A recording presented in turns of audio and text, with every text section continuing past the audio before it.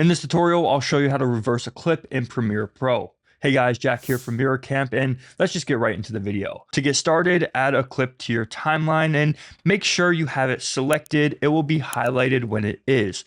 While holding down the Option key if you're on Mac or the Alt key if you're on PC, click and drag the clip to the right to make a copy of it, and then put the two clips right next to each other. For the next step, you will want to right-click on the copied clip and then go to speed/duration. In the pop-up, you'll see this option that says reverse speed.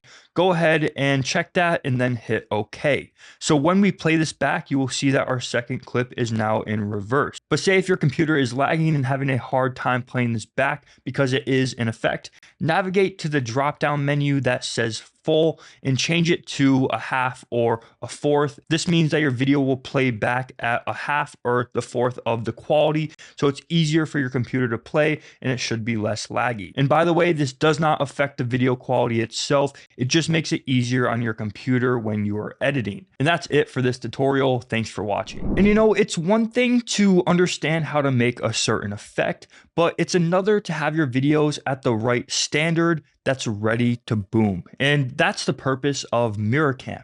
In our online school, you will get detailed feedback from teachers like me and the ability to connect one-on-one with video calls with us to address any and all of your questions.